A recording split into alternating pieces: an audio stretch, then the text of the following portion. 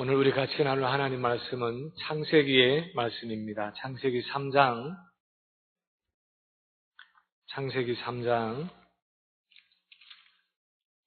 8절에서 13절까지 말씀입니다. 창세기 3장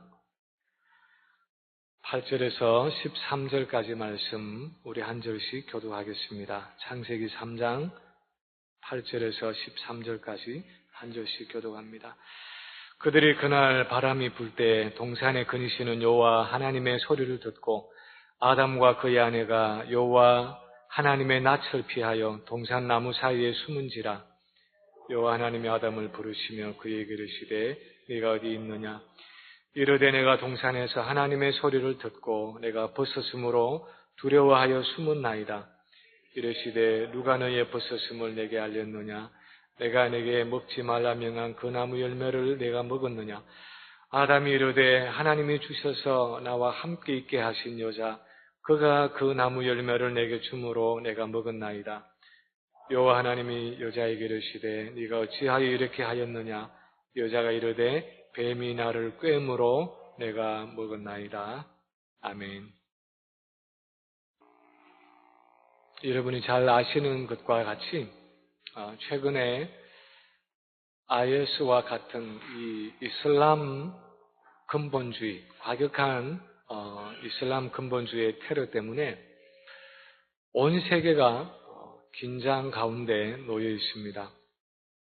불과 한 두어 주 전에 프랑스 파리에서 그렇게 테러가 일어나서 130명이 죽고 350여 명이 그렇게 부상을 당하는 큰 테러가 있었는데, 또 지난 주간에 캘리포니아에서 미국에서도 테러가 일어났습니다. 그래서 중무장한 3명의 괴한들이 그렇게 이 총기를 난사해서 14명이 죽고 21명이 부상을 당하는 사건이 일어났는데, 뉴스에 보면 이 테러 사건도 IS와 연루되어 있다고 그렇게 말하는 것을 볼 수 있습니다.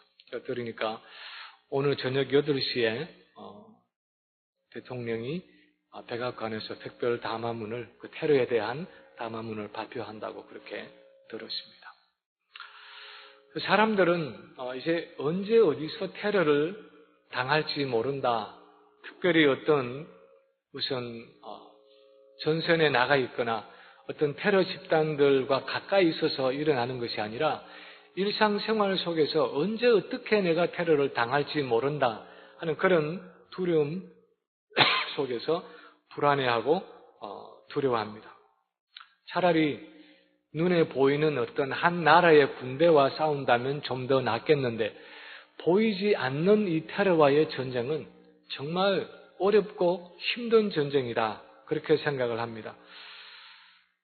정말 어렵고 힘든 싸움입니다.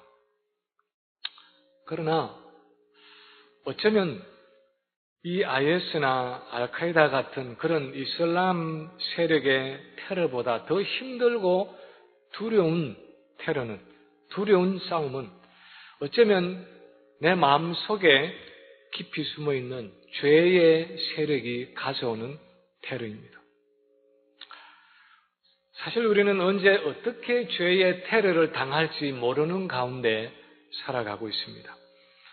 사실 우리는 지금까지 살아가면서 많은 죄의 테러를 당해왔습니다. 내 개인적인 삶에서나 가정이나 직장이나 사회생활에서, 심지어는 교회에서도 피를 흘리면서 죄의 테러 때문에 고통하고 상처를 받고 절망하고 영적으로 휘청거리는 그런 일을 맞았을 때가 얼마나 많은지 모릅니다. 내가 원치 않는 모습으로 죄의 테러를 당해서 죄 때문에 넘어지고 실족할 때가 많았습니다. 그렇게 결심하고 작정하고 다시는 내가 그 일에 빠지지 않으리라 그렇게 결심하고도 또 죄의 테러를 당해서 허탈하게 하나님 앞에 주저앉아서 눈물을 흘리면서 회개하는 그런 적이 우리의 삶에 사실 얼마나 많았는지 모릅니다. 그래서 우리 앞에 당면해 있는 어떤 과제는 정말 죄가 나를 테러하려고 할 때, 죄가 나를 공격하려고 할 때, 마치 미국이 어떻게 눈에 보이지 않는 적으로부터 이 테러 공격을 막을 수 있느냐, 미연에 방지할 수 있느냐, 그렇게 고심하는 것처럼 우리도 죄가 나를 테러하려고 할 때 내가 어떻게 미리 막을 수 있느냐 하는 것이 우리의 큰 과제인 것입니다. 죄가 나를 테러하기 전에 어떻게 내가 먼저 그 죄의 세력을 무력화시킬 수 있느냐, 그 죄의 세력을 어떻게 대비할 수 있느냐 하는 그것이 죄와의 전쟁에서 큰 관건입니다.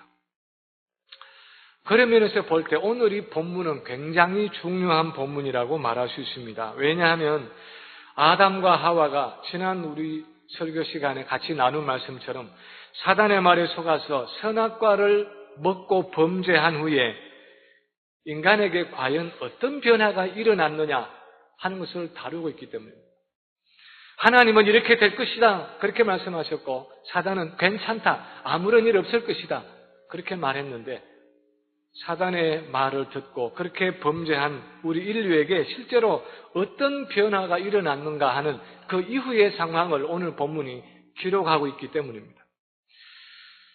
사단이 유혹했던 것처럼, 그리고 하와가 사실 마음속으로 그렇게 원했던 것처럼 사람은 이제 자율적인 존재가 되었습니다. 내 스스로 선악을 분별할 수 있는 독립적인 존재가 되었습니다. 원했던 것처럼 내가 내 인생의 주인이 되고 내가 내 삶의 주인이 되었습니다. 그런데 문제는 내가 내 삶의 주인이 되고 내가 내 인생의 중심이 되면서 이제는 내 주변에서 일어나는 모든 일들을 내 중심적으로 생각하고 내 중심적으로 말하고 내 중심적으로 행동하는 그런 철저한 내 중심적인, 자기 중심적인 존재가 되고 말았다는 것입니다. 사실은 이 자기 중심성이 바로 성경이 말하고 있는 죄라는 개념의 핵심입니다. 우리는 죄라고 말하면 무슨 남의 물건을 훔치거나 아니면 남에게 거짓말을 하거나 아니면 남을 칼로 찔러 죽이거나 뭐 그런 눈에 보이는 외적인 행동을 머릿속에 떠오를 때가 많습니다. 그러나 하나님이 우리에게 문제 삼으시는 그 죄의 핵심은, 그 죄는 그런 외적인 것 전에 우리 마음의 문제입니다. 우리의 내면적인 데서 죄가 출발하는 것입니다. 눈에 보이는 그런 거짓말이나 도둑질이나 살인이나 간음이나 그런 것들은 죄의 열매에 불과한 것이고, 실제로 죄라는 것은 훨씬 더 뿌리 깊은 것인데, 그것은 아담의 범죄 이후에 우리 모든 사람의 마음속에 깊이 자리 잡고 있는 자기중심성, 내중심적인 그런 성향이라는 것입니다. 그 자기중심성에서 거짓말도 나오고 도둑질도 나오고 살인하는 죄도 나오는 것입니다.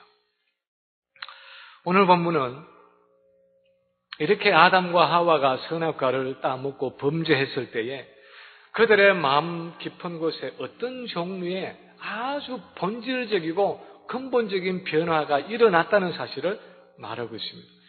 자기중심성이라는 그 죄의 성품이 우리 마음 깊은 곳에, 우리 영혼에 자리 잡게 된 사실을 보여주고 있습니다.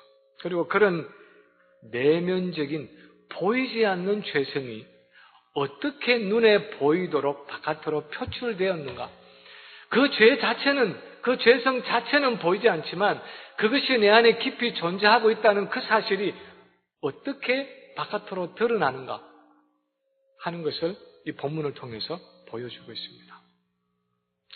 첫째로 오늘 본문이 보여주는 것은 우리의 죄성은, 우리 안에 깊이 자리 잡은 그 자기 중심성은 하나님과의 관계에 있어서, 먼저 하나님과의 관계에 있어서 두려움과 도피라는 성향으로 나타난다는 사실입니다.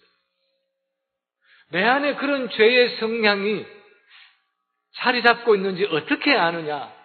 그렇게 할 때 첫 번째 증거는 하나님과의 관계에 있어서 두려움과 도피라는 성향으로 나타나게 될 때에 뭔가 내게 잘못되었구나, 내게 그 죄의 성향이 자리 잡았구나 하는 사실을 알 수 있다는 것입니다. 본문 8절에 보면은 그들이 나리선을 할 때에 동산에 거니시는 여호와 하나님의 음성을 듣고, 그렇게 기록하고 있습니다. 나리선을 할 때에 여호와 하나님께서 동산을 거니셨다 하는 이 표현은 정말 많은 것을 생각하게 하는 표현입니다. 아담의 범죄 이전에 하나님은 그 에덴 동산을 거니시면서 여러 차례 아담과 이야기를 나누셨던 것 같습니다. 선악과에 대해서 말씀도 해주시고, 하나님이 만드신 그 들짐승들을 아담에게 데려오셔서 아담이 어떻게 이름을 짓는가 바라보기도 하시고, 또 아담의 갈빗대에서 그 갈빗대 하나를 취해서 그렇게 여자를 만들어 가지고 오실 때 아담이 감격해하는 모습을 옆에서 아주 흐뭇하게 지켜보기도 하셨을 것입니다. 죄가 들어오기 전에 인간의 모습이라는 것은 하나님의 임재를 즐거워하고 하나님과 함께 동행하기를 기뻐하는, 그야말로 막힌 것이 없는 그런 사랑의 교제를 가지고 있었습니다. 어떤 수단으로, 어떤 방법으로 아담과 하나님이 그렇게 이야기를 나누셨는지 구체적으로 알 수는 없지만, 하나님의 그 사랑으로 말씀하시는 그 음성을 아담이 듣고 이해할 수 있었고, 또 아담이 하나님께 하는 그 말도 하나님이 들으실 수 있는 온전한 사랑과 신뢰의 관계가 아담이 범죄하기 전에 그 에덴 동산에서 이루어졌다는 사실을 우리가 짐작할 수 있습니다. 그런데 오늘 본문 8절 후반에 보면은 동산에 거니시는 하나님의 소리를 듣고 아담과 하와가 여호와 하나님의 얼굴을 피하여 동산 나무 사이에 숨었다, 그렇게 기록하고 있습니다. 그리고 하나님이 아담의 이름을 부르시며 찾았을 때 10절에 보면은 내가 하나님의 소리를 듣고 내가 벗었으므로 두려워하여 숨었나이다, 그렇게 말하고 있습니다. 아담과 하와가 범죄하기 이전에도 그 동산에서 옷을 입고 산 것이 아니라 옷을 벗고 살았습니다. 옷이 없는 채로 벌거벗고 살았지만 서로를 향해서나 하나님을 향해서 한 번도 수치감이나 두려움을 느껴본 적이 없었습니다. 그런데 죄가 인간에게 들어온 이후에 어떤 종류의 내면적인 변화가 일어났다는 것을 알 수 있습니다. 하나님과의 그 관계에 있어서 무언가 달라졌다는 것입니다. 지극한 사랑으로 자기들을 지으신 그 창조주 하나님 앞에서 수치감을 느끼고 죄책감을 느끼고 두려움을 느끼게 되었습니다. 마치 어린아이가 자기를 낳아준 그 사랑하는 어머니에게 앞에서, 그 엄마 앞에서 수치감과 죄책감과 두려움을 느끼는 것처럼. 좀 이상하지 않습니까? 자기를 낳아준 그 엄마 앞에서 수치감과 두려움과 죄책감을 느낀다는 것은 무언가 잘못된 것입니다. 그런데 아담과 하와가 범죄하고 나서 이제는 하나님 앞에서 그런 두려움과 죄책감과 수치심을 느끼게 되었다는 것입니다. 그래서 하나님의 얼굴을 피해서 할 수만 있으면 도피하고자 하는, 도망하고자 하는 그런 성향을 가지게 되었다는 것입니다. 하나님과의 교제는 더 이상 기쁨과 즐거움이 아니라 불편함과 부담이 되고 말았습니다.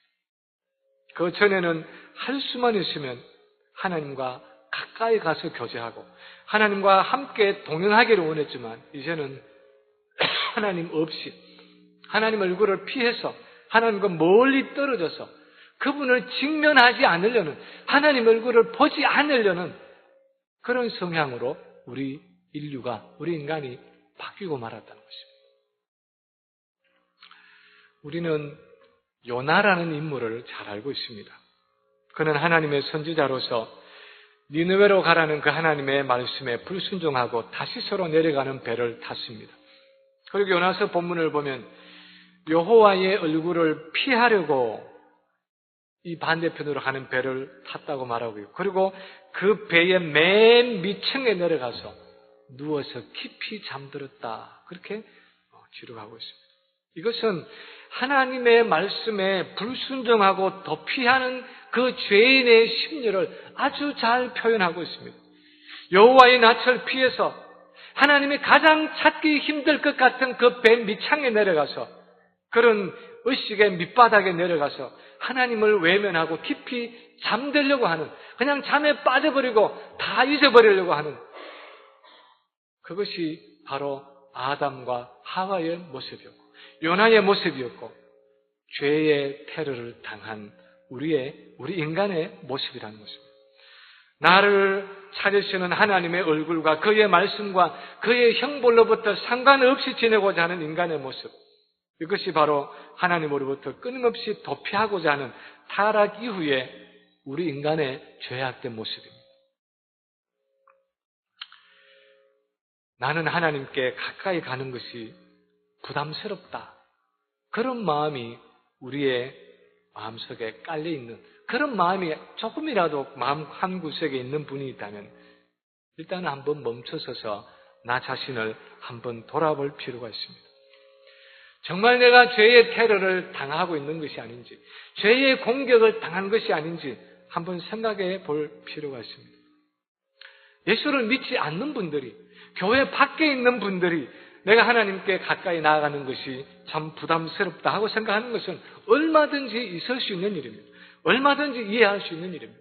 그러나 내가 성경을 통해서 하나님을 알고 예수님을 믿고 있다고 말하면서도 그 하나님을 아버지라고 부르고 있으면서도 내 마음에 하나님께 가까이 가는 것이 부담스럽고 하나님의 얼굴을 피하고 싶고 하나님께 나가는 것이 죄책감이 들고 수치감이 들고 두려움을 느끼게 된다면 뭔가 우리의 심령에 문제가 있는 것입니다. 언젠가 어떤 분이 반은 농담으로 반은 진담으로 제게 그런 이야기를 한 적이 있습니다.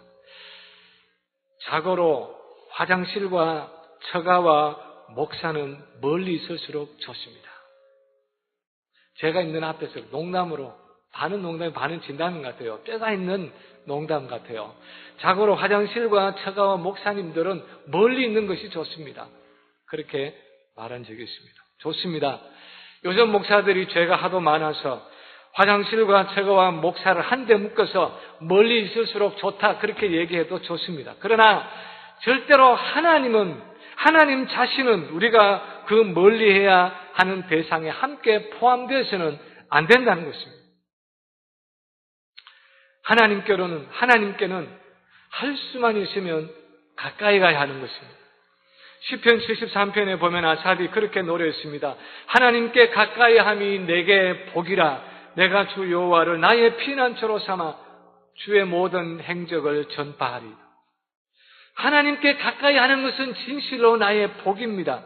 그분은 풍성한 사랑을 가진 분이고 우리를 향하신 선하심과 인자하심이 영원하신 분입니다. 그분에게는 가까이 가면 갈수록 기쁨과 즐거움과 참 만족이 있는 것입니다. 다윗은 시편 34편 8절에서 너희는 여호와의 선하심을 맛보아 알지어다. 그에게 피하는 자는 복이 있도다. 그렇게 말하고 있습니다. 여호와가 얼마나 선하시고 그분의 인자하심이 얼마나 풍부하신지 그냥 말로만 표현하고 귀로만 들어서는 이해할 수 없다는 것입니다. 그냥 가까이 가서 직접 맛보아서 알아야 할 만큼 그분은 너무너무 좋으신 분이기 때문에 직접 와서 가까이 와서 경험해 보라는 것입니다. 그분은 정말 말로 다 표현할 수 없는 지극한 그런 큰 축복이라는 것입니다. 그것이 바로 하나님에 대한 진실이라면 하나님께 가까이 가는 것이 불편하다. 뭔가 하나님께 가까이 나가는 그런 예배나 그런 말씀이나 그런 어떤 경우들이, 그런 상황들이, 환경들이 부담스럽다, 피하고 싶다 하는 그런 생각이 있다면 그것은 무언가 내게 문제가 있다는 것입니다. 정상이 아니라는 것입니다. 우리가 죄에게 테러를 당하고 있다는 것입니다. 할 수만 있으면 하나님으로부터 멀리 떨어져 있는 것이 훨씬 더 자유로운 삶을 살 수 있는 것이다 하는 그 사단의 말에 또다시 속고 있는 것입니다. 둘째로 오늘 본문에서 우리가 볼 수 있는 것은 우리의 죄성은, 우리의 마음속에 깊이 자리 잡고 있는 우리의 그 자기중심성은 사람과의 관계에서 원망과 불평이라는 모습으로 나타난다는 사실입니다. 그 죄성이 우리 안에 자리 잡음으로써 생기는 그 현상이 뭐냐, 변화가 뭐냐 할 때에 우리에게 끊임없이 사람과 환경을 향한 불평과 원망의 마음이 안에서부터 쏟아져 나오는, 표현되는, 표출되는 그런 모습으로 나타난다는 것입니다. 11절에 보면 하나님이 범죄한 아담을 찾아 물으셨습니다. 내가 먹지 말라 명한 그 나무 열매를 네가 먹었느냐? 이 하나님의 질문에 대한 아담의 답은 당연히 예, 제가 먹었습니다. 제가 하나님과의 언약의 말씀을 어기고 불순종했습니다 하고 자기의 죄를 인정하고 하나님 앞에 솔직하게 시인했어야 옳았습니다. 그런데 오늘 본문에 나타난 아담의 대답을 보면 아담은 죄를 짓고도 그렇게 겸손하고 솔직하지 못했습니다. 그의 마음은 이미 죄가 점령하고 있었기 때문에 자신의 범죄와 죄악됨을 인정하기보다는 그것을 은폐하기를 원했습니다. 오히려 원망과 불평함으로써 내게 있는 그 잘못을 남에게 떠넘기기에 바빴습니다. 그래서 12절에 보면은 아담은 하나님이 주셔서 나와 함께 있게 하신 여자, 그가 그 나무 열매를 내게 주므로 내가 먹었나이다. 그렇게 답하고 있습니다. 내가 문제가 아니라 내 옆에 있는 다른 사람, 내 옆에 있는 이 하와, 이 아내가 문제라는 것입니다. 내 책임이 아니라 내가 아닌 다른 이 사람이, 그 누군가가 책임이 있다는 것입니다. 그것도 단순히 자기 죄의 책임을 자기 아내 하와에게만 전가할 뿐 아니라 그 여자라는 말 앞에다가 하나님이 주셔서 나와 함께하게 하신 여자, 그렇게 수십 그릇 붙이면서 궁극적으로 그 아내를 주신 하나님에게까지 책임을 돌리면서 원망하고 있는 모습을 볼 수 있습니다. 불과 얼마 전까지만 해도 하나님이 자기를 위해서 만드신 그 여자를 맞으면서 이는 내 뼈 중에 뼈요 살 중에 살입니다. 그렇게 하면서 최고의 사랑의 고백을 하면서 하나님께 감사하던 그 아담이 이제는 하나님이 저 문제 많은 여자를 내게 주셔서 결국 내가 이 모양 이 꼴이 되지 않았습니까? 하면서 여자는 물론이고 하나님에게까지 지금 원망하고 있는 것입니다. 하나님에게 불평하면서 그렇게 자기 책임을 회피하고 있는 모습을 볼 수 있습니다. 먼저 열매를 따먹고 남편에게 주었던 그 하와도 마찬가지입니다. 물론 언약의 책임자는 가장인 아담이지만 자기가 먼저 뱀의 유혹에 빠져서 자기가 남편에게 그 열매를 가져다 주었으면, 그래서 아담이 범죄한 것을 생각을 하면 자기 책임을 어느 정도 인정할 만도 한데 하와에게는 전혀 그런 인정을 찾아볼 수가 없습니다. 하와의 논리와 대답은 아주 단순했습니다. 13절에 보면 뱀이 나를 꿰물어 내가 먹었나이다. 뱀을 원망하면서 뱀에게 그 책임을 전가시키고 있습니다. 예, 물론 뱀이 유혹을 했습니다. 그러나 궁극적으로 하와가 그 선악과를 먹은 것은 바로 자기 안에 있는 그 자율성의 욕구 때문이었습니다. 하나님을 향한 그 반역의 마음 때문이었습니다. 그런데 자기 잘못된 것, 자기 안에 있는 그 죄는 다 숨기고 뱀이 나를 속여서 그래서 내가 먹은 것입니다 하면서 그 책임을 전적으로 남에게 돌리고 있는 그런 모습을 오늘 우리 본문에서 볼 수 있습니다. 아담의 범죄로 인해서 죄가 우리 인간의 마음속에 그 죄성이, 자기 중심성이 깊이 자리 잡게 되었을 때 생겨난 현저한 특징은 타인을 향한 또는 환경에 대한 불평과 원망이었습니다. 이 불평과 원망의 뿌리를 찾아가면 그 원인은 우리 인간 내면 깊숙한 곳에 자리 잡은 내중심성, 자기중심성입니다. 모든 사람과 사건을 보는 데 있어서 철저하게 내중심적으로 생각하고 내중심적으로 말하고 내중심적으로 행동하는 그 자기중심성이 죄의 테러를 당한 우리 인류의 가장 큰 특징입니다. 그래서 내가 잘되면 내 스스로 마음을 높여서 교만해지고 내가 뭔가 잘못되면 먼저 남에게 불평하고 원망하는 그 습성이 너나 할 것 없이 우리 모든 인류에게, 우리 모든 인간에게 다 있는 것입니다. 그래서 우리 한국 속담에도 잘 되면 내 탓이고 잘 못되면 조상 탓한다. 그렇게 하는 말이 있고, 남이 하면 불륜이고 내가 하면 로맨스를 하는 그런 자기 중심성을 꼬집는 말이 있는 것입니다.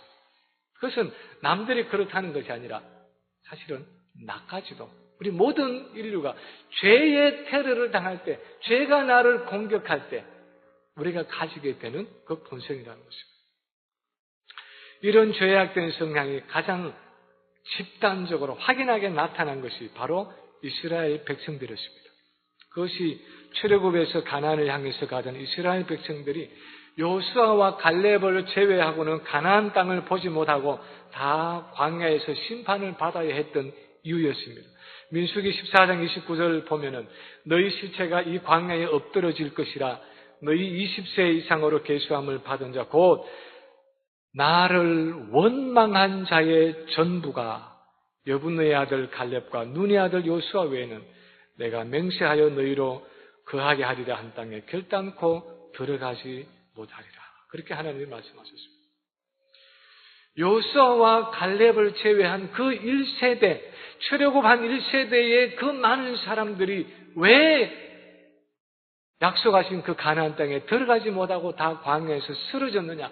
그 죄, 그 많은 죄들을 한마디로 요약하라. 그렇게 하면은 하나님께서는 곧 나를 원망한 자의 전부가 하면서 그것은 원망한 죄다. 원망이라는 한 단어에다가 다 포함시키고 있습니다. 그것이 원망과 불평이라는 것이 그들의 죄의 핵심이었습니다. 우리 안에 있는 죄의 가장 현저한 그런 특징은 원망과 불평이라는 형태로 바깥으로 나타난다는 것입니다. 내게 주어진 어떤 사람과 상황에 대해서 원망과 불평의 마음이 생겨날 때 우리는 1차적으로 내가 죄의 테러를 당하고 있는 것은 아닌가? 죄가 내 마음을 붙들고 주장하고 있는 것은 아닌가? 한번 의심해 볼 필요가 있습니다. 왜냐하면 원망과 불평은 하나님에 대한 불신의 표현이기 때문입니다.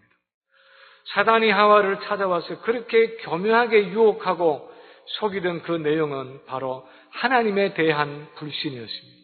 하나님은 신뢰할 수 없다는 것이었습니다. 하나님은 인색하고 거짓된 폭군이라는 말이었습니다. 사람과 환경에 대한 원망과 불평은 그 사단의 말에 동조해서 하나님을 신뢰할 수 없다고 인정하는 간접적인 표현입니다. 하나님이 나의 모든 삶을 주장하고 계시고 하나님이 나의 모든 일을 섭리하고 계신다는 것을 믿지 않고 있다는 단적인 증거가 원망과 불평입니다. 그래서 성경은 이 감사를 그렇게 강조하고 있는 것입니다. 하나님이 나의 모든 일들을 주장하고 계시고 하나님이 내 인생의 모든 일을 섭리하고 계신다는 것을 믿고 범사에 감사라는 것입니다. 모든 일에 감사라는 것입니다. 내가 보기에 좋은 일이든 내가 보기에 나쁜 일이든 하박국이 고백한 것처럼 내게 아무것도 없는 그때에도 여호와 하나님의 신실하심을 의지하고 감사할 때 그 무조건적인 감사가 사단의 거짓된 그 유혹과 하나님을 이간질하는 하나님과 우리 사이를 이간질하는 그 사단의 거짓된 말을 거부하고 밀어내는 행위라는 것입니다. 사단이 무엇이라고 끄여도 사단이 하나님은 결코 신뢰할 수 없는 분이야 그렇게 말할지라도 나는 여전히 하나님은 선하시고 인자하심 영원하신 분이라는 것을 인정하고 그분만을 신뢰한다는 것을 의지적으로 고백하는 것이 바로 우리의 감사라는 것입니다. 그래서 시편 50편 23절에 보면 하나님 말씀하시기를 감사로 제사를 드리는 자가 나를 영화롭게 하나니 감사로 제사를 드리는 그 사람이 나를 영화롭게 하는 자니 그의 행위를 옳게 하는 자에게 내가 하나님의 구원을 보이리라 그렇게 말씀하고 계신 것입니다. 이제 말씀을 마칩니다. 우리 신앙생활에 가장 어렵고 힘든 걸림돌은 우리 자신의 죄성을, 우리가 가지고 있는 그 죄성을 스스로 보기가 참 어렵다는 것입니다.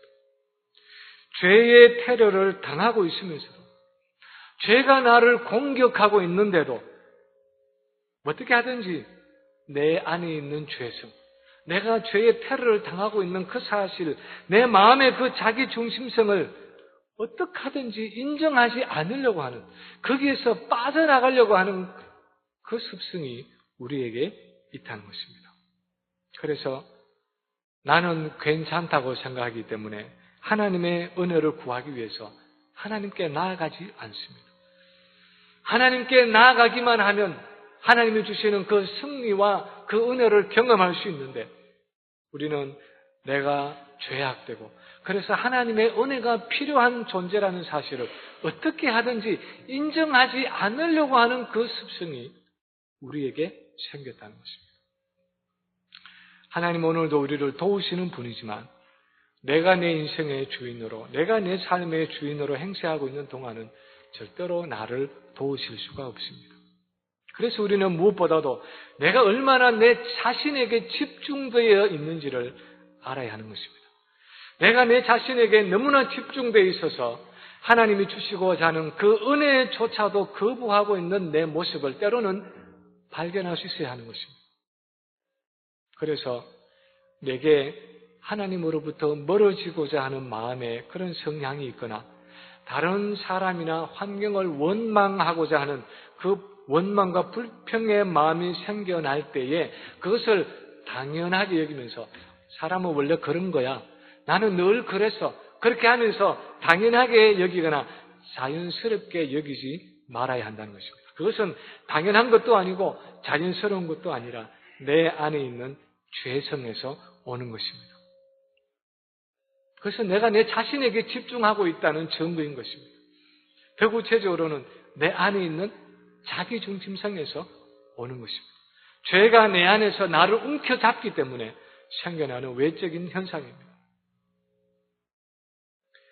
나를 그렇게 아름답게 창조하시고 나를 그렇게 사랑하신 하나님께로 나아가고자 하는 그 열망이 내게 없다면 그것이 정상이 아니라, 그것은 내가 하나님께 나의 죄악을 고백하고 겸손하게 하나님 앞에 나아가서, 하나님, 내게 무엇이 문제입니까? 그렇게 하나님 앞에 무릎 꿇고 겸손하게 기도해야 하는, 간구해야 하는 그런 일인 것입니다. 내가 마땅히 감사해야 할 내 주변의 사람과 환경에 대한 불평과 원망의 마음이 생겨나고 있다면 그것은 정상이 아니라 나의 연약함과 죄악됨을 인정하면서 하나님 앞에 나아가서 은혜를 구해야 하는 일인 것입니다. 아담의 범죄로 인해서 내 마음속에 깊이 자리 잡은 내 중심성은 회개와 자백을 통해서 내 자신을 내려놓고 하나님의 말씀에 순복함으로 하나님께서 우리의 마음속에 들어오셔서 그것을 다루시지 않으면 절대로 내 스스로 다룰 수 없는 그런 죄의 테러이고 내 영혼의 질병이라고 말할 수 있습니다. 그런데 불행 중에서도 참 감사한 것은 이런 죄의 부패성이 있는 우리 죄인들에게 하나님이 먼저 우리의 이름을 부르면서 찾아오신다는 사실입니다. 본문 9절에 보면은 하나님은 아담에게 먼저 찾아오셔서 물으셨습니다. 아담아, 네가 어디 있느냐? 본문 11절에 보면은 네가 그 나무 열매를 먹었느냐? 그렇게 묻고 계십니다. 13절에 보면은 네가 어찌하여 이렇게 하였느냐? 묻고 계십니다. 여기서는 하나님이 몰라서 물으시는 질문이 아니었습니다. 아담이 어디 있는지 몰라서 아담아 네가 어디 있느냐 그렇게 물으신 것이 아니었습니다. 아담이 그 나무 열매를 정말 먹었는지 확실치가 않아서 네가 먹었느냐 물으신 것이 아니었습니다.